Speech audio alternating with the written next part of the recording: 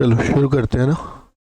अब प्रिज्म में देखो क्या है, मैं समझा दे रहा हूँ, एक बार सुनना।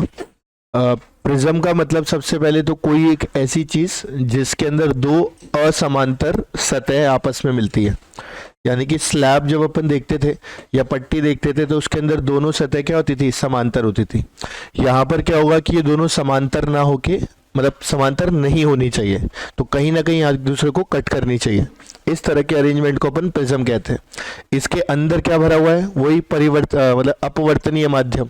तो हम इसकी अगर परिभाषा या डेफिनेशन लिखना चाहें तो कह सकते हैं कि अगर किसी अपवर्तनीय माध्यम को दो असमांतर सतहों के बीच में रख दिया जाए तो उससे जो भी बनेगा उसको अपन प्रिज्म कह सकते हैं। उस प्रिज्म में एक चीज जो इंपॉर्टेंट है वो है ये ए, कैपिटल ए। कैपिटल ए का मतलब हो गया एंगल ऑफ प्रिज्म, यानी कि प्रिज्म का कोण, या इसको प्रिज्म का अपवर्तन कोण भी कहा जाता है। मैं यहाँ पे लिख दे रहा हूं, कैपिटल ए का मतलब हो गया, या तो आप बोल दो इसको प्रिज्म का कोण, ये दोनों लैंग्वेज यूज की जा सकती है, या आप ये कह सकते हो प्रिज्म का अपवर्तन कोण। तो जो असमांतर सतह है वो जहां कट करेंगी वो वाले एंगल की बात कर रहे हैं। अब आगे का एनालिसिस ध्यान से सुनना। यहां पर अगर हम बात करें तो सबसे पहले हम एक किरण लेते हैं, पहले तो लंबवत बना लेते हैं दोनों तरफ। जैसे यहां एक लंबवत बनाई, यहां पे भी एक लंबवत बनाई। यहां से अब हमने क्या किया, एक किरण आपतित की इस तरह से, ठीक। ये वाली किरण यहां से परिवर्तित अपवर्तित होकर कुछ ऐसे जाएगी, इसके बाद यहां से फिर से अपवर्तित होगी, आज उठ, तो यहां से जब लिखेंगे तो ये यहां कहीं जाएगी। इतनी बात समझ में आती है, ठीक। एक सेकंड,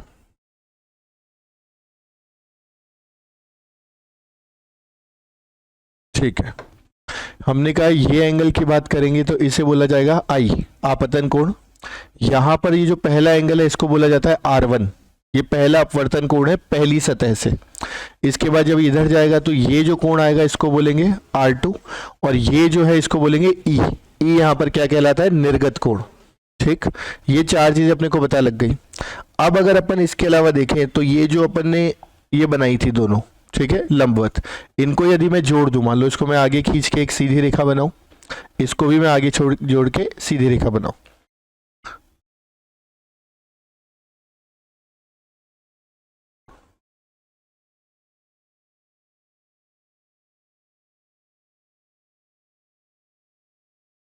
ये यहां लिखते रहो R1 R2, ठीक है। देखो जरा, तो हमने कहा ये जो एंगल आएगा ये वाला, ये और ये मिलाकर के अगर मैं बात करूं, ठीक है, तो टोटल मिलाकर के 180 होने चाहिए, ये प्रॉपर्टी होती है। तो ये ए है तो ये वाला जो एंगल बच जाएगा ये बन जाएगा 180 की जगह पाई लिख दो, तो मैं इसको लिख सकता हूं पाई माइनस ए। अब ये एक त्रिभुज बन गया अपने पास। इस त्रिभुज के तीनों कोणों का जो योग आएगा वो पाई के बराबर आना चाहिए। यहां से अपना पहला पॉइंट निकल के आएगा, मैं एक एक करके पॉइंटर से यहां लिखते जा रहा हूं। तो सबसे पहले मैं लिख सकता हूं पाई माइनस ए प्लस R1 प्लस R2 बराबर कितना, पाई। यहां से पाई पाई हटेगा तो एक रिलेशन आ जाएगा सिंपल सा कि कैपिटल ए बराबर R1 प्लस R2। और इसमें अभी तक कोई भी अजम्पशन नहीं है, अपन ने कुछ भी माना नहीं है। तो यानी कैसा भी प्रिज्म हो, पतला प्रिज्म हो, मोटा प्रिज्म हो, ए का मान कम हो ज्यादा हो, हर जगह आप ए बराबर R1 प्लस R2 तो लगा ही सकते हो। इसमें कोई डाउट इसके अंदर, ठीक। पॉइंट नंबर 2, दूसरी चीज जो हम प्रिज्म में इस्तेमाल कर सकते हैं वो ये कि एक यहां सतह पे अपवर्तन हो रहा है और एक इस सतह पे अपवर्तन हो रहा है। ये सतह ए बोल सकते हो, ये सतह आप बी बोल सकते हो। तो ए और बी पे क्योंकि अपवर्तन हो रहा है तो क्या हम ए पे स्नेल्स का नियम लगा सकते हैं। स्नेल्स का नियम क्या कहता है, इसका माध्यम मान लेते हैं 1, वायु ये भी 1, और प्रिज्म का कितना मान लेते हैं, म्यू। तो मैं पहला समीकरण लिख सकता हूं 1 इंटू साइन आई बराबर म्यू इंटू साइन R1। बिल्कुल इसी तरह से मैं लिख सकता हूं 1 इंटू साइन ई बराबर म्यू इंटू साइन R2। भाई एक साइन आई म्यू साइन R1, एक साइन ई म्यू साइन R2, ये दो जगह स्नेल्स का नियम लगा सकता हूं, ठीक। असल में हम क्या करते हैं, इस R1 R2 को निकाल के जब यहां रखेंगे या ए और इन दोनों को रिलेट करेंगे तो वहां से फिर अपन विचलन ज्ञात कर सकते हैं कि कितना विचलन आएगा। विचलन निकालना भी मुश्किल काम नहीं है। मान लो मुझे विचलन चाहिए होता तो मैं इसी को आगे बढ़ा देता हूं, ये ऐसे जानी चाहिए थी सीधे सीधे, और ये वाली ऐसे जानी चाहिए थी सीधे के सीधे। तो अगर यहां से हम देखें तो क्या पहले केस में ये विचलन आना चाहिए क्या? कोई डाउट इसमें? दूसरे केस में ये विचलन आना चाहिए क्या? कोई डाउट यहां तक? इसको मैं बोल देता हूं del 2, इसको मैं बोल देता हूं del 1। कोई डाउट तो नहीं है? ठीक है, मैं ये R1 यहां लिख देता, यहां लिख देता हूं।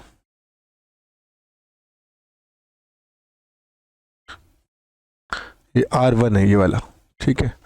इस R2 को यहीं रहने देते हैं, या इसको भी उठा के इधर कर देता हूं, ठीक। तो ये del 1 और del 2 आ गया। अब अगर मुझे विचलन पूछा जाएगा, पॉइंट नंबर 3, कि भाई आप बताओ कुल कितना विचलन इसमें आया है, तो मैं सीधे सीधे कह सकता हूं कि भाई कुल विचलन जो आना चाहिए उसमें del बराबर del 1 प्लस del 2 आना चाहिए। del 1 का मान ये आई है तो ये पूरा भी आई होगा, आई माइनस R1 कर दूं। ये अपन ने क्वेश्चन भी किए थे लास्ट क्लास में। तो विचलन का जो फॉर्मूला होता है ये आएगा पहले में आई माइनस R1 और दूसरे में ई माइनस R2। कोई दिक्कत? ई में से ये R2 है तो ये इतना सा भी R2 होगा, तो R2 माइनस कर दूंगा पूरे ई में से, तो ये बच जाएगा। कोई कंफ्यूजन तो नहीं है? यहां से अगर अपन देखें तो ये बन गया हमारे पास I plus E minus of R1 plus R2। ये आई इधर आ गए, माइनस कॉमन लिया तो R1 R2 अंदर, और R1 प्लस R2 तो हमारे पास ए है, तो यहां से विचलन का जो फॉर्मूला आया वो आ गया आई प्लस ई माइनस ए। इसमें भी कोई कंडीशन नहीं है अभी तक कि भाई ये कंडीशन छुपी है कि ये कंडीशन छुपी है। आप हमेशा विचलन को आई प्लस ई माइनस ए लिख सकते हो। इस पे पहला सवाल बनता है आपको हो सकता है आई दे दे, हो सकता है ई दे दे, दोनों दे दे, और उसके बाद अपने से पूछे कि कुल कितना विचलन है, तो हम डायरेक्टली फॉर्मूला यूज कर सकते हैं आई प्लस ई माइनस ए। कोई डाउट यहां तक? पॉइंट नंबर 4 सुनते जाना। अब मैं चाहता हूं कि ये जो विचलन है इसको न्यूनतम कर दें, डेल मिनिमम। तो डेल मिनिमम का मतलब हो गया न्यूनतम विचलन। कोई दिक्कत इसके अंदर? न्यूनतम विचलन के लिए अपने को इस पूरे को मिनिमाइज करना पड़ेगा। वैसा करने पे कंडीशन निकल के आती है न्यूनतम विचलन के लिए। हम जब ग्राफ बना के देखते हैं ना डेल और आई के बीच में जब ग्राफ बनेगा तो ये ग्राफ कुछ ऐसा सा बनेगा। तो हमें ये देखने को मिलेगा कि ये जो डेल मिनिमम आ रहा है यानी न्यूनतम विचलन आ रहा है, ये तब आता है जब आई का मान किसके बराबर हो? ई के बराबर हो। समझते हो? यानी जब आपतन कोण और निर्गत कोण दोनों बराबर हो जाए तो उस पॉइंट ऑफ व्यू पर अगर देखेंगे तो डेल जो है यानी अपना जो विचलन है वो कम से कम होगा, न्यूनतम हो जाएगा। इसमें कोई कंफ्यूजन तो नहीं? यहां से आगे की कंडीशन सुनना। तो डेल मिनिमम के लिए पहली कंडीशन क्या आ गई? आई बराबर ई। हम कह रहे हैं आई बराबर ई, तो आई बराबर ई का मतलब ध्यान देना आई और ई बराबर है, तो इन दोनों को भी बराबर कर सकते हैं भाई। साइन आई तो लिखा हुआ है, तो म्यू साइन R1 बराबर mu sign R2, mu mu cut जाएगा तो साइन R1 बराबर साइन R2, तो क्या वहां से R1 बराबर R2 आ जाएगा। तो दूसरी कंडीशन आ गई कि R1 बराबर क्या होना चाहिए था? R2, और क्योंकि R1 और R2 दोनों बराबर तो 2R1 बराबर है, तो R बराबर A/2। ये कंडीशन आ गई। अब समझे बात को? अभी तक इन कंडीशन में अगर बात करें तो ये तब है जब अपने को विचलन क्या चाहिए हुआ? न्यूनतम चाहिए हुआ। अगर ये R1 और R2 बराबर हो गए और ये दोनों कोण पहले से बराबर है तो क्या ये किरण समांतर जाएगी क्या आधार के? ये कभी कभी स्टेटमेंट में पूछ लेता है कि जो किरण प्रिज्म के अंदर से जा रही है वो न्यूनतम विचलन पर उसके आधार के समांतर होगी या नहीं होगी। तो समांतर होगी, लेकिन कब? जब ये दोनों कोण बराबर हो जाए। अगर ये दोनों कोण बराबर नहीं है तो समांतर नहीं होगी। तो जब ये लाइन पूछी जाए तो आप ध्यान से समझना पहले कि ये दोनों कोण बराबर है, ये बराबर है, ये बराबर है, तब तो समांतर दिखेगी, अदरवाइज नहीं दिखेगी। क्या ये बात समझ में आती है? कोई डाउट इसमें? चाहो तो मैं यहां साइड में छोटा सा लिख देता हूं कि यदि आइसोसेलेस बोलते हैं, पता है आपको ऐसे ट्रायंगल को? मैं लिख दे रहा हूं, छोड़ो। म्यू तो हम यहां लिख देते हैं, इसका अपवर्तनांक, इसको मैं लिखता हूं θ1, इसको लिखता हूं θ2। ठीक, तो मैंने कहा यदि θ1 बराबर θ2 तो प्रिज्म के अंदर किरण आधार के समांतर। तो ये न्यूनतम विचलन के लिए इतनी चीजें पूछी जा सकती है अपने से। कोई डाउट अभी तक? पक्का? ठीक है, अभी सुनना, ये तो हटा देता हूं।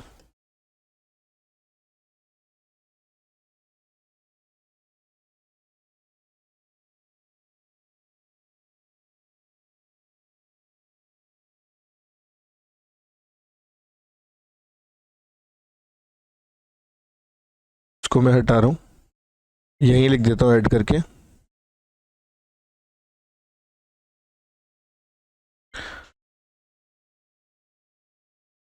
कैपिटल ए हो गया प्रिज्म का अपवर्तन कोण। समझ जाओगे ना, कोण लिखा हो या अपवर्तन कोण लिखा हो, दोनों का एक ही मतलब है।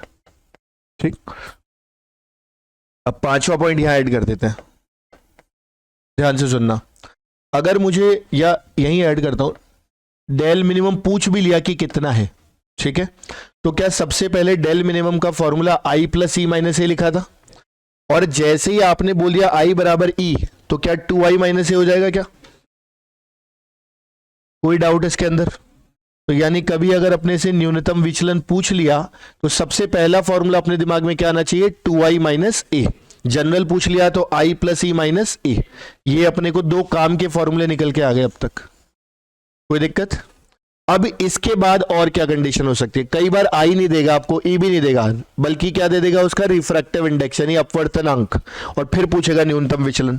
तो ऐसे केसेस में मैं लिख दे रहा हूं कि डेल न्यूनतम की ही बात कर रहे हैं।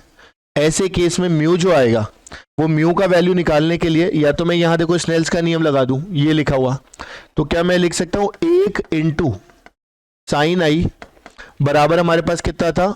Mu into sine A by 2। चलेगा क्या? यहां से म्यू का फॉर्मूला देखो कितना आ गया? साइन आई। आई का मान क्या यहां से रख सकता हूं? आई का मान यहां से कितना आएगा? Del minimum plus A whole divided by 2 आएगा क्या? भाई ये इसको इधर ले जाओ तो प्लस हो गया, और 2 से भाग दे दो, ये तो हो गया आई की जगह। कुछ कंफ्यूजन? डिवाइडेड बाय नीचे कितना जा रहा है? Sine A by 2। क्या ये एक और फॉर्मूला आ गया हमारे पास? ये अपने को तब इस्तेमाल करना है जब अपने को म्यू दे दे और फिर अपने को बोले कि भाई न्यूनतम विचलन निकालो। तो म्यू दे देगा, ए दे देगा, और डेल मिनिमम निकालना है अपने को। ए देने के लिए कई बार बोल देगा इक्विलेटरल है, यानी समबाहु त्रिभुज है, तो उस केस में अपने आप ही ए बराबर क्या होता है? 60 डिग्री। आगे बढ़ू। अब इसके अंदर कंडीशन डाली जाती है।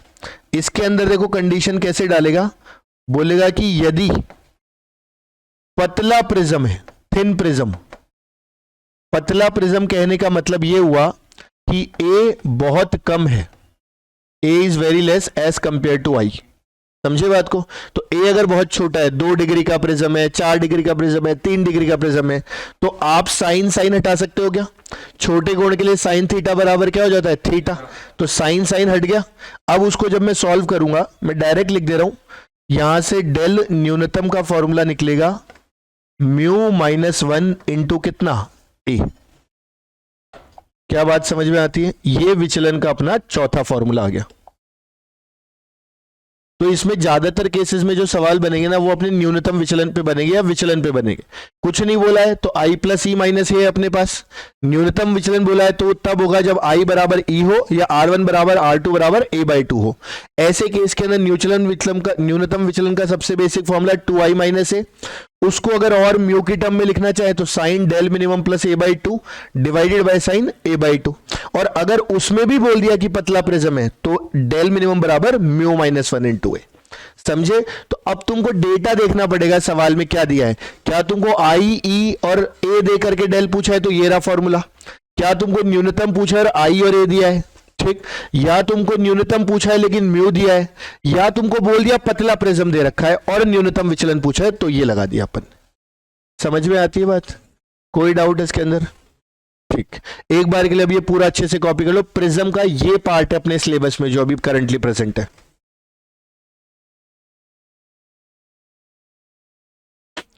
तुम प्रिज्म की एक है ना स्टेटमेंट लिख लेना, डेफिनेशन छोटी सी है ना, प्रिज्म के आगे एक लाइन लिखना दो असमांतर सतहों के बीच बाध्य, दो असमांतर सतहों के बीच बाध्य,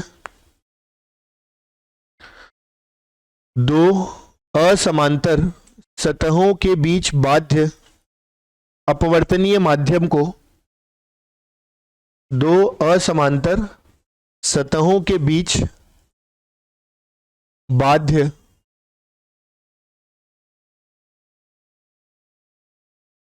अपवर्तनीय माध्यम को प्रिज्म कहा जाता है।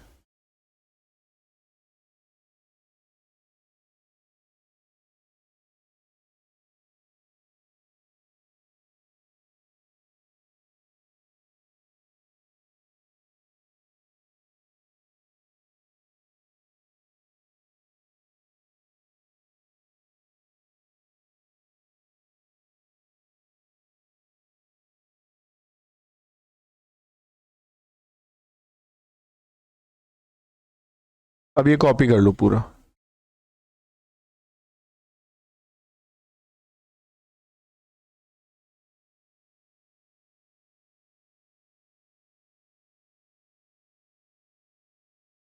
लो, ठीक है। तो देखो अभी ये ना दो एग्जाम्पल्स है और एक नोट है, ये समझाता हूँ, ध्यान से समझना। पहला जो एग्जाम्पल है बिल्कुल सिंपल है, आपको ए दिया हुआ है सवाल में 60 डिग्री, म्यू दिया हुआ है प्रिज्म का 3/2 और डेल मिनिमम के लिए कह रहा है कि आई बताओ कितना है। ठीक, तो डेल मिनिमम की अगर मैं बात करूं, या तो सीधे सीधे डेल मिनिमम का फॉर्मूला हमारे पास कितना होता है, आई मतलब 2i माइनस ए, करेक्ट, ये लिख सकता था। आई अपने को यहाँ पर पूछा गया है, डेल मिनिमम भी अपने को नहीं पता, तो अगर मैं ये फॉर्मूला इस्तेमाल करता, मान लो डेल मिनिमम 2i माइनस ए, ये भी नहीं पता और ये भी नहीं पता, तो सवाल तो सॉल्व नहीं होता।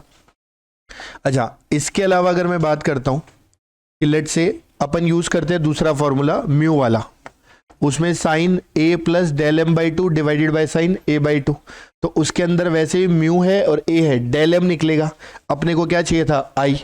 क्या बात समझ में आती है?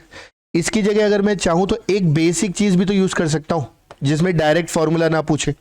बेसिक चीज कैसे यूज कर सकता हूं कि जो एक कोई सतह थी, उस सतह पे आप जब कोण लेते थे वो आई होता था और यहाँ पे R1 होता था। R1 क्या a बाई टू होता है और a अपने पास कितना है 60, तो 30 आ गया क्या। इसका म्यू अपने पास 3/2 और इसका म्यू कितना 1। मतलब जरूरी नहीं है कि हमेशा फॉर्मूला बेस्ड ही सवाल है, आपको हो सकता है कि डायरेक्ट समीकरण बेस्ड सवाल भी आ जाए। अब यहां से अगर मैं चाहूं तो क्या लिख सकता हूं, 1 साइन आई बराबर 3/2 और साइन 30 डिग्री, साइन 30 कितना होता है 1/2, तो ये 3/4 हो गया। यहां से आई कितना आ गया, क्या बात समझ में आती है? तो जो डायरेक्ट फॉर्मूला बेस्ड है वो तो क्वेश्चन आ ही सकते हैं, पर कभी कभी इक्वेशन बेस्ड क्वेश्चन भी आ सकते हैं। क्या बात समझ में आती है? फॉर्मूले से निकालोगे तो भी आ जाएगा, म्यू वाला फॉर्मूला लगाओ, वहां से डेल मिनिमम निकाल लो, फिर डेल मिनिमम को क्या लिख दो 2i माइनस ए, वहां से भी आई आ जाएगा, बस थोड़ा सा लेंदी हो जाएगा। क्या बात समझ में आती है? अगले सवाल को देखते हैं। अगले सवाल में देखो हमें क्या बोला, पहले ये वाला सवाल यहाँ साइड कर लेते हैं। अपने को अगले सवाल में ये बोला गया है कि भाई इसके अंदर आपके पास कोई एक किरण दे रखी है ऐसे, जो एक पतले प्रिज्म में, 4 डिग्री शब्द का मतलब समझ में आता है, ये पतला प्रिज्म है। ठीक, कह रहा है पतले प्रिज्म में किरण गिराई और कह रहा है कि अब ये यहां से जाएगी तो ऑफ कोर्स इसके बाद ये इधर थोड़ा अपवर्तित होगी, क्या विचलित होगी, समझते हो? कह रहा है कि इससे टकरा के वापस आ जानी चाहिए, ये सवाल की लैंग्वेज है। सवाल की लैंग्वेज है कि ये किरण गिरे, आपतित किरण, इसके बाद विचलित हो, फिर ये यहां पर क्या करे, परावर्तन करे, और परावर्तन करने के बाद वापस इसी रास्ते पे आ जाए। उसके लिए मुझे दर्पण को कितना घुमाना पड़ेगा, यानी सवाल ये है कि दर्पण को कितना घुमाऊं कि ये किरण जैसे जाए वैसे की वैसे वापस आ जाए। तो हमने कहा किरण अपने पथ का अनुसरण वापस तब करती है जब वो 90 डिग्री पे जाके टकराती है, लंबवत होती है। ये ध्यान है अच्छे से। तो मुझे अगर इस दर्पण को मोड़ना है तो यानी कुछ इस तरह से मोड़ देना चाहिए, है ना, ऐसे कुछ इस तरह से अपन इसको मोड़े, ये जब जाके गिरे इसके ऊपर तो कैसे गिरे, लंबवत 90 डिग्री पे। क्या सही है? अब 90 डिग्री पे अगर इसको गिराना है, ठीक, तो इसके लिए तभी तो ये अपने पथ का वापस अनुसरण करेगी। 90 पे गिराने के लिए ये कितना विचलन हुआ होगा, कुछ डेल्टा, जितना विचलन हुआ होगा क्या मैं उतना ही घुमा दूं? समझ, तो जितना ये मुड़ी भाई, अगर ये नहीं मुड़ता तो ये सीधी जाती और सीधी आती, तो जितनी ये किरण मुड़ी उतना ही अब दर्पण को मोड़ दो। ऐसा करने पे क्या ये 90 डिग्री पे जाके गिरेगी, ये लाइक ऐसे कैसे, फिर वापस आ जाएगी अपने पथ पे। तो अपने को वास्तव में क्या निकालना है, डेल। अब यहां फॉर्मूला लगा सकते हैं डेल का, सीधे सीधे म्यू माइनस 1 इंटू ए, न्यूनतम चाहिए था पतले प्रिज्म के लिए। म्यू का मान कितना, -1, और ए अपने पास कितना है 4, तो ये 1/2 इंटू 2 डिग्री आ जाएगा क्या? बस इतना सा सवाल, समझे बात को। अब कोई डायरेक्ट ही पूछ ले न्यूनतम विचलन निकालो, वो एनसीईआरटी बेस्ड क्वेश्चन, तो वो तो आ ही सकते हैं। ये थोड़े से दो डिफरेंट सवाल हो गए, जो एक तो बिना फॉर्मूले के था और एक में थोड़ा सा मिरर वगैरह ऐड करके कर दिया। क्लियर? इसके अलावा 2 नोट लिखवा रहा हूं, वो कंडीशन आपको रटनी है, याद करनी अच्छे से। यदि आपने किसी भी प्रिज्म पे किरण आपतित की, टकराई, और आप चाहते हो, देखो ध्यान देना, आपतित किरण बाहर ना जाए।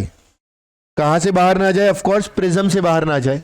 तो अगर किरण बाहर नहीं जानी चाहिए, यानी कि टकरा के वापस अंदर आ जाए या सतह पे आ जाए, बाहर नहीं निकलनी चाहिए इस वाली सतह से, ये जो सतह दिख रही है इस सतह से बाहर नहीं जानी चाहिए, तो उसके लिए आपका जो ये कोण आएगा यानी कि ए, ये हमेशा सी से क्या होना चाहिए, कम। सी कौन सी चीज होगी इसमें? क्रांति कोण, साइन इनवर्स म्यू रेयरर बटा म्यू डेंसर। उसी की जगह अगर आप चाहते हो कि किरण बाहर जाए ही जाए, करेक्ट, यानी इस सतह से बाहर निकल जाए, तो ऐसे केस में जो ए आना चाहिए वो 2c से क्या आना चाहिए, ज्यादा। क्या बात समझ में आती है? अब आप ये दोनों एग्जाम्पल लिख लो और दोनों नोट लिख लो अच्छे से, ठीक है? फिर अपन नेक्स्ट टॉपिक चालू करेंगे इसके बाद।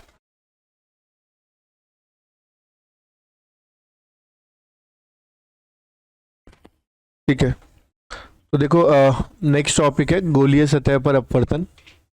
काफी इंपॉर्टेंट है ये, और डेरिवेशन पार्ट तो नहीं बात करेंगे, बाकी कैसे बन सकता है, कैसे क्या क्वेश्चन से देखना। अभी तक अपन ने जो अपवर्तन देखा है ना, वो सीधी सतह पर देखा है, प्लेन सतह पर। जैसे अपन ने शुरू किया था, एक माध्यम की बाउंड्री बनाई थी, फिर उसके बाद अगर देखो तो स्लैब्स वगैरह देखी थी, वो भी सीधी सीधी होती हैं। फिर उसके बाद अपन ने प्रिज्म देखा, वो भी सीधा होता है, करेक्ट, TIR में भी सीधी सतह से होती है।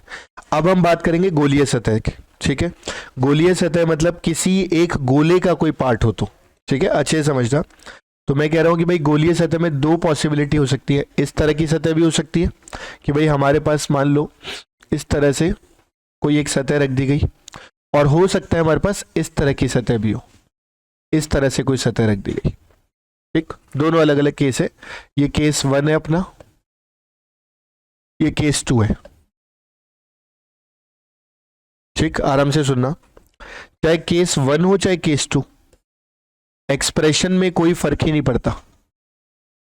यानी कि अगर मैं बात करूं तो मैंने मान लिया कि ये वाला माध्यम कौन सा है, μ1, ये माध्यम कौन सा है, μ2, ऐसे समझना। यहां पर अगर बात करूंगा तो भी कितना है, μ1, यहां पर कितना है, μ2, यानी इनमें तो कोई फर्क हुआ नहीं। फर्क कहां पे आता है वो समझाता हूं। ये सतह अगर बनाई गई है तो ये ऐसे गोले का पार्ट होगा, तो इसका वक्रता केंद्र जो आएगा वो क्या पीछे की तरफ आएगा। वक्रता केंद्र पीछे आने का मतलब इसकी जो त्रिज्या आएगी वो नेगेटिव।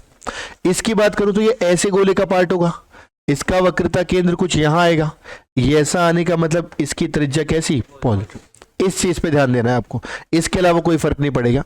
यहां से मान लो हमने कहा कोई किरण गई इस तरीके से, कोई किरण यहाँ पे आपतित होती है, और सी से नहीं निकालते अपन, यहां से बताता हूं कि मान लो कोई किरण यहां से गई और यहां आपतित होकर यहां पहुंची, यानी कि अगर देखें तो एक तरीके से ये तुम्हारे पास क्या हो गया, वस्तु, ये तुम्हारे पास क्या हो गया, प्रतिबिंब। यहां से अगर कोई अपने से दूरी वगैरह की बात करे तो मान लेते हैं कि वस्तु की दूरी कितनी, u, और प्रतिबिंब की दूरी कितनी, v। सेम चीजें चल रही हैं अभी तक तो। अब मुझे u, v और r को कंपेयर करना था कि रिलेशन क्या आएगा, तो आप सीधे सीधे फॉर्मूला क्या लगा सकते हो, μ2। μ2 का मतलब हमेशा वो होता है जहां पर अपवर्तित किरण जाती है, ना कि जहां प्रतिबिंब बनता है। मतलब आई को नहीं देखोगे, आप अपवर्तित किरण को देखोगे। अपवर्तित किरण जिस माध्यम में गई उसका म्यू, और क्योंकि अपवर्तन के बाद जो भी होगा उसी से प्रतिबिंब बनेगा, इसलिए डिवाइडेड बाय कितना कर देना, v। सिंपल। माइनस अब जिधर से किरण जा रही है, आपतित किरण जिधर है उस माध्यम का म्यू। स्पर्श आपतित किरण से क्या बनता है, वस्तु, तो ये क्या आएगा, यू। ये फॉर्मूला बनेगा फिर बाद में μ2 माइनस μ1 डिवाइडेड बाय r। अभी तक मैंने कहीं भी साइन नहीं लिखा है, पर मुझे दोनों में साइन रखना पड़ेगा। यानी अगर मान लो इस केस में मैं रखता तो v मेरा क्या बनता प्लस, u मेरा क्या बनता माइनस, r मेरा क्या बनता माइनस। इसी फॉर्मूले को मैं एज इट इज यहां पे लिख सकता हूं। बताओ अब की बार इसमें क्या अंतर आएगा, एक सेकेंड। हाँ, इसमें अगर बात करेंगे तो केवल अपने को किसका फर्क पड़ेगा, साइन का।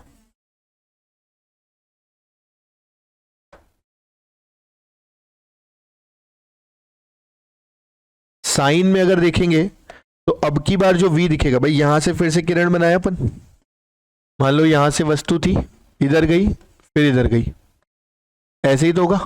तो अब की बार यहां जो बनेगा ये क्या बनेगा, प्रतिबिंब, ये क्या बनेगी, वस्तु।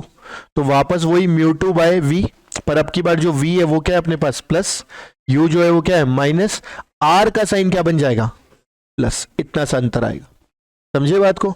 यानी जो फॉर्मूला है वो तो अपना सिंपल सा वही चलेगा कि अपनी अपवर्तित किरण जिस माध्यम में गया वहां का म्यू बटा प्रतिबिंब की दूरी, माइनस जहां से गई आपतित किरण वहां का म्यू बटा वस्तु की दूरी, और फिर μ2 माइनस μ1 बाय r।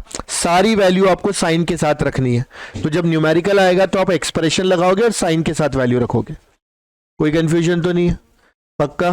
तो इन जनरल अगर कोई मुझसे फॉर्मूला पूछ ले कि जनरल फॉर्मूला क्या है, तो मुझे जनरल फॉर्मूला क्या लिख देना चाहिए, μ2 by v minus μ1 by u equal to μ2 minus μ1 by r। अब इसके अंदर सारी वैल्यू साइन के साथ। बेटा क्या बात समझ में आती है। और ये बाकी अपने क्या बन गए, एग्जाम्पल्स।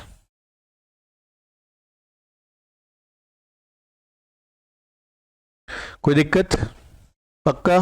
एक बार के लिए इतना थ्योरी लिख लो, फिर अपन इसके ऊपर बेस 2-3 क्वेश्चन देख लेते हैं साथ के साथ। अच्छा, इसमें एक चीज और ऐड करता हूं, रुको बेटा, एक चीज और ऐड कर रहा हूं। ध्यान है अपन ने वो पढ़ा था क्या बोलते हैं, आवर्धन। सेम चीज यहां पर भी आवर्धन की बात भी कर सकता है। तो आवर्धन को अगर देखना होगा तो कैसे देखेंगे वो बताता हूं। अच्छा, यही लिख दे रहा हूं, ठीक है। यहीं पर अगर मुझे आवर्धन आवश्यकता होती, आवर्धन, ध्यान है ना, m बराबर HI by HO equal to, वहां पर क्या होता था माइनस v बाई यू। यहां पर क्योंकि ये लेंस की तरह आ रहे तो प्लस v बाई यू होगा, v बटा μ2 डिवाइडेड बाय u बटा μ1। साइन के साथ रखनी पड़ेगी वैल्यू। अरे समझते हो, ये हो गया आवर्धन, ये हो गया अपना बेसिक फॉर्मूला, सब जगह साइन के साथ। यानी इसके अंदर भी वैल्यू रखूंगा तो साइन के साथ, इसके अंदर भी वैल्यू रखूंगा तो साइन के साथ। कोई डाउट, अब कॉपी कर लो।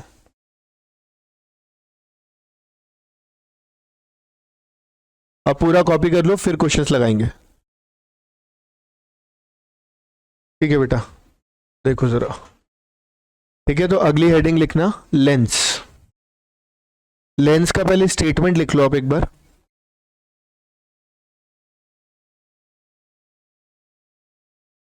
लिखना, दो गोलीय सतहों के बीच बाध्य अपवर्तनीय माध्यम को लेंस कहते हैं। दो गोलीय सतहों के बीच,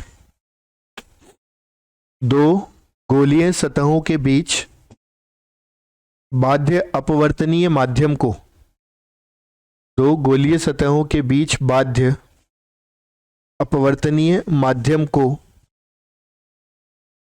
अपवर्तनीय माध्यम को लेंस कहते हैं। गोलीय सतहों के बीच बाध्य अपवर्तनीय माध्यम को लेंस कहते हैं। ठीक है, ध्यान से समझना अच्छे से। पहले लेंस का बेसिक बता रहा हूं। जैसे लेंस की अगर अपन बात करें तो एक तरह से आप दो गोलों से लेंस बनाते हो। एक छोटा सा एग्जाम्पल है, मान लो एक गोला ऐसा है और एक ऐसा है। तो ये जो बीच में ये माध्यम आ गया, बेटा ध्यान देना, इस पार्ट को अपन क्या बोल देते हैं, लेंस। तो हमेशा ये दो गोलों से मिलके बनता है, कोई दिक्कत। एक एग्जाम्पल ये हो गया। इसी की जगह मान लो अगर हम लोग गोलों को थोड़ा दूर रखा होता इस तरह से, और अभी हम इस माध्यम की बात कर लेते हैं, तो ये भी एक तरह का अपना क्या बन जाता, लेंस। तो हो सकता है गोले एक दूसरे को काट रहे हो सकता है एक दूसरे से दूर दूर रखे हो। इस तरह से दो लेंस निकलते हैं। ये वाला जो लेंस है इसे हम लोग क्या कहते हैं, हाँ, द्वि उत्तल।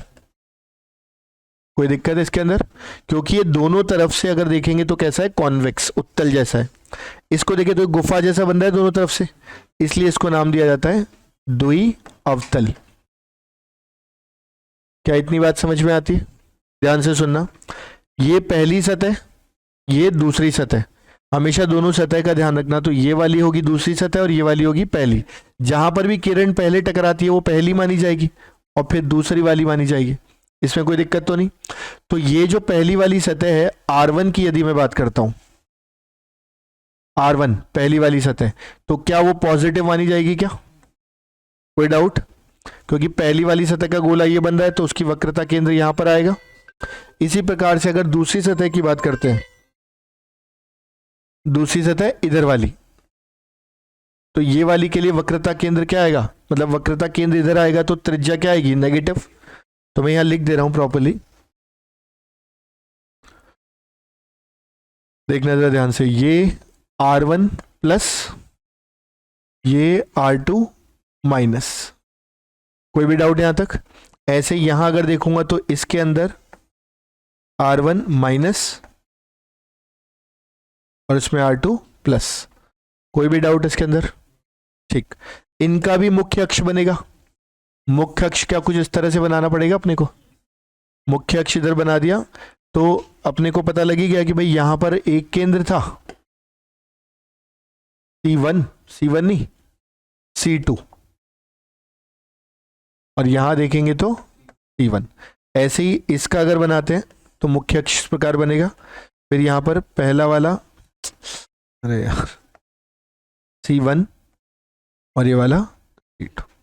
ये बेसिक समझ में आता है पक्का? तो अभी इसकी मदद से अपन दोनों लेंस अलग करके और दोनों लेंस की जो रेज, किरणें वगैरह है वो सब बना लेते हैं।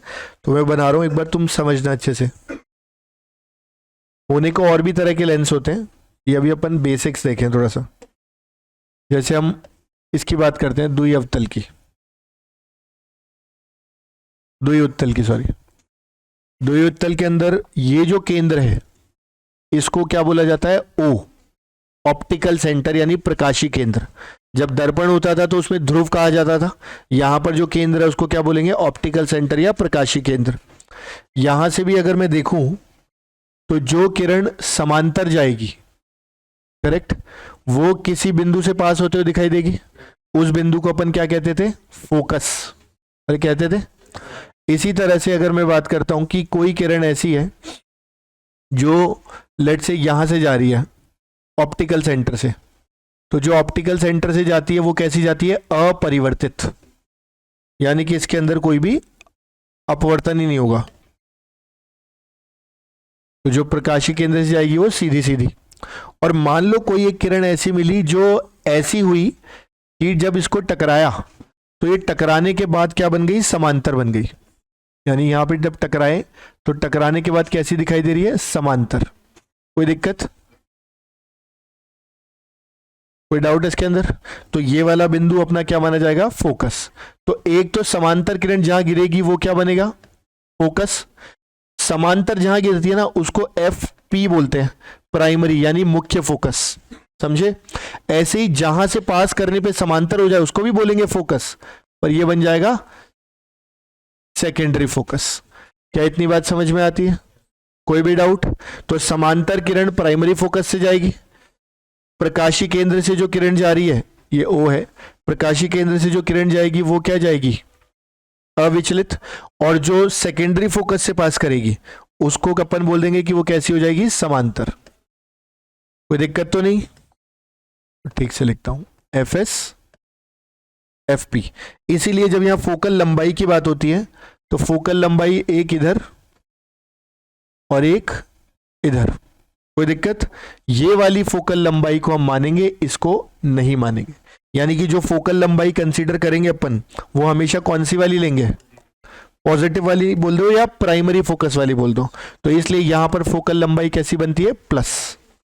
कोई भी डाउट? पक्का? F बराबर R/2 बिल्कुल भी नहीं होता, ध्यान रखना। यहाँ पे अलग फॉर्मूला है। 90% न्यूमेरिकल लेंस का देगा तो फोकल लंबाई देगा, वक्रता त्रिज्या नहीं देता कभी भी, समझते हो। इसी तरह से जब अपन बात करते हैं इस वाले के लिए द्वि अवतल, तो इस लेंस के लिए जब अपन बनाएंगे वही मुख्य अक्ष अपन बना देते हैं। पहले एक बार देख लो फटाफट से, जो किरण समांतर है वो जहां से पास होते हुए दिखाई देगी अपने को, उसको अपन क्या बोल देंगे, एफ। और कौन सा वाला, प्राइमरी। इसीलिए जो फोकल लंबाई यहां पर बनेगी वो क्या बनेगी, माइनस। ठीक, जो यहां से जाएगी, यहां से निकाल देते हैं इसको,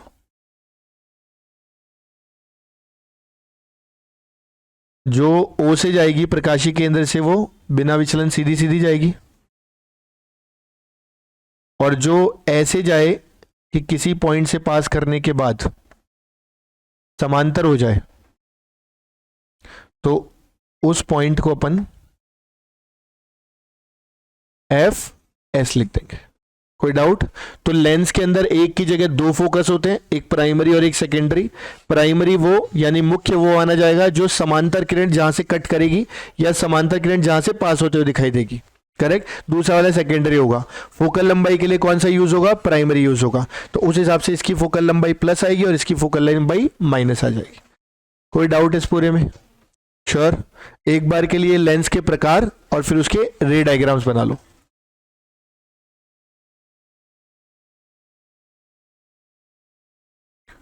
भले ये एक एक साथ ही बना देना, जैसे इसको ऐसे लिख दो, लेंस के प्रकार, हेडिंग में लिख देना लेंस के प्रकार, और उसके अंदर ए और उसके बाद बी।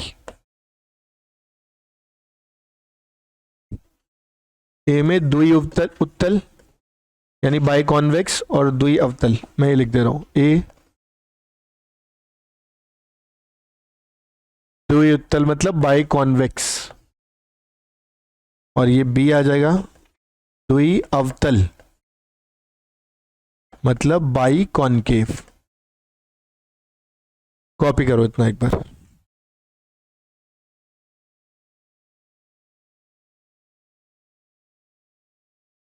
उल्टा लिख लिया ना सबने? चलो लिखो एक बार।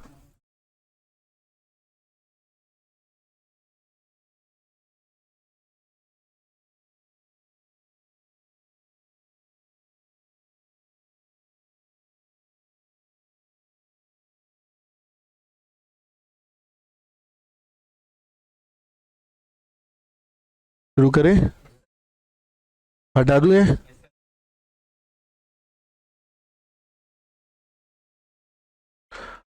देखो जरा, अब ना बेसिक बेसिक पॉइंट्स है वही दर्पण वाले हैं, सेम टू सेम, एक बार फटाफट से सुन लेना। जैसे लेंस सूत्र का मतलब लेंस का फॉर्मूला हो गया बेसिकली, जिसमें यू वी और एफ का रिलेशन है। तो वहां पर 1/v प्लस होता था, या 1/v minus 1/u equal to 1/f। इसी को अगर अपन थोड़ा सॉर्टेड फॉर्म में लिखें तो हम लिख सकते हैं v equal to U F upon u plus F. वहां पे u माइनस एफ होता था। कोई दिक्कत इसके अंदर? यहां पर सारी वैल्यू साइन के साथ ही रखनी पड़ेगी, सेम टू सेम जैसे लेंस में रखी थी। कोई दिक्कत तो नहीं इसके अंदर? अगला पॉइंट आता है आवर्धन। अच्छा, आवर्धन से पहले यहाँ एक चीज अलग जो है वो बता रहा हूं। यहां पर क्या चीज अलग है, जैसे वहां पर हम लोग क्या करते थे कि v माइनस होता था तो वास्तविक मानते थे, और v प्लस होता था तो फिर आभासी। इसमें उल्टा है। यहां देखो, लेंस अगर इधर है तो जो इधर बनेगा लेंस के सामने वो वास्तविक होगा, इसलिए v अगर प्लस है तो बनेगी वास्तविक प्रतिबिंब। प्रतिबिंब की बात कर रहे हैं। प्रतिबिंब क्या, जो भी हो, वस्तु हो चाहे वो, मतलब वास्तविक प्रतिबिंब चाहिए तो v क्या होना चाहिए, प्लस। और माइनस अगर आ गया तो फिर आभासी। कोई डाउट इसके अंदर? पक्का क्लियर? ठीक, अब आते हैं वापस आगे, आवर्धन। तो आवर्धन की बात करें तो वहां भी अपन ने दो तरह का आवर्धन पढ़ा था। अरे ध्यान है, सबसे पहला अपन ने क्या पढ़ा था, नॉर्मल लंबवत। तो लंबवत आवर्धन की अगर बात करते हैं, लंबवत आवर्धन m, m बराबर अपन ने लिखा था HI बटा HO। क्या यहां से फॉर्मूला लिखे तो डायरेक्ट वहां पे -v/u था, यहाँ पे +v/u, और डिवाइड करोगे तो ये बन जाएगा f/u + f। कोई दिक्कत? वहां भी हमने पॉइंटर्स लिखे थे कि भाई अगर m प्लस हुआ तो इमेज या प्रतिबिंब सीधी बनेगी, और उसी की जगह m माइनस हुआ तो उल्टा प्रतिबिंब बनेगा, उल्टे इमेज। कोई दिक्कत? इसके अलावा अगर आपको ध्यान हो तो m के परिमाण की यदि बात करें, एक से बड़ा हुआ अगर तो बड़ी इमेज, और एक से छोटा हुआ तो छोटी इमेज। कोई डाउट इसके अंदर? फिर अपन ने दूसरा आवर्धन पढ़ा था, अनुदैर्ध्य।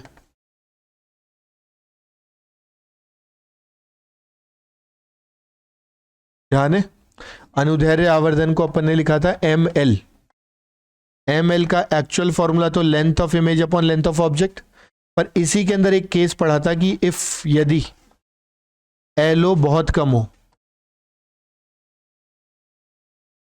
तो बहुत कम करने पर अपन लिख सकते हैं कि ml बराबर, वहां -ml² लिखते थे, यहां पर हो जाएगा +m², यानी v²/u²। कोई डाउट इसके अंदर? क्लियर है? ये सेम वो की वही कहानी है पूरी की पूरी। एक बार इसको कॉपी कर लो।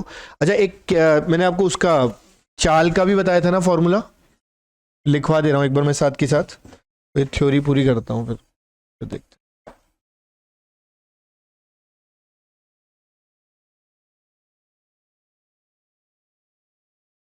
देखो जरा, अगला जो पॉइंट है वो है प्रतिबिंब की चाल। प्रतिबिंब की चाल कब की बात हो रही है? मान लो ये लेंस है, f फोकल लंबाई का, वस्तु यहां पर है, और वस्तु इस अक्ष पर, मुख्य अक्ष पर कितने से चल रही है? VO metre per second. ठीक, तो बताना है कि प्रतिबिंब की चाल कितनी होगी, यानी VI कितनी होगी। तो फॉर्मूला हम लिख देते हैं, VI वेक्टर बराबर, माइनस था वहां पे, यहां बन जाएगा प्लस v²/u² VO²। कोई डाउट? साइन कन्वेंशन बताया था कि जो भी IR यानी आपतित किरण की दिशा है, IR की दिशा प्लस ली जाएगी।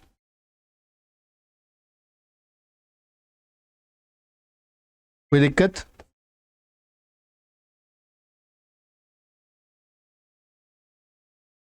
चलो कॉपी कर लो अब ये पूरा का पूरा।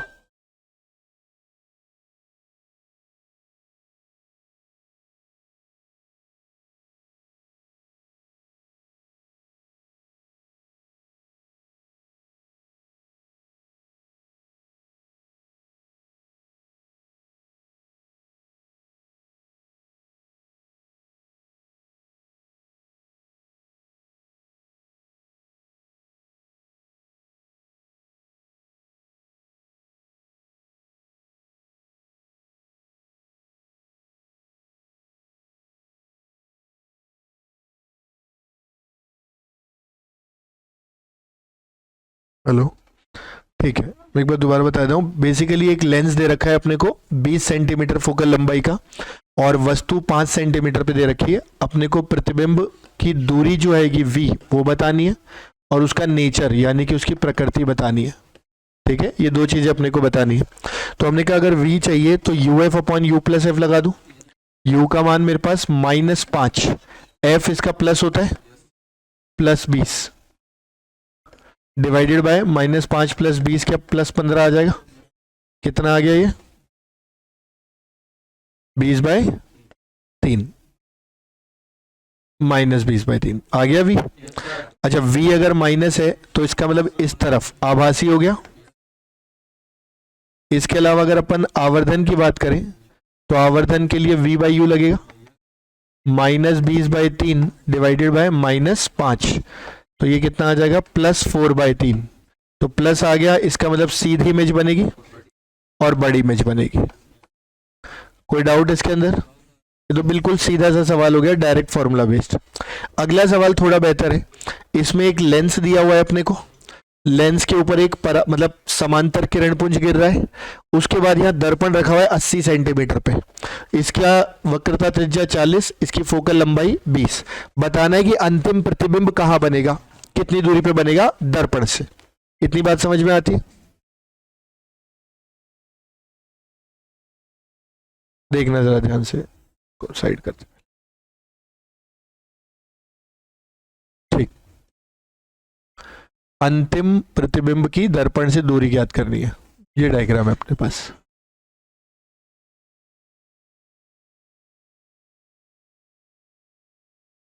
ठीक है, ध्यान से देखना। हमने कहा सबसे पहले तो अपवर्तन होगा, पॉइंट नंबर 1। तो सबसे पहले अगर अपवर्तन होगा तो v बराबर, क्या मेरे को पता है कि समांतर किरण आ रही है तो फोकस लंबाई से पास करेगी, इसमें तो कोई दिक्कत नहीं है। मतलब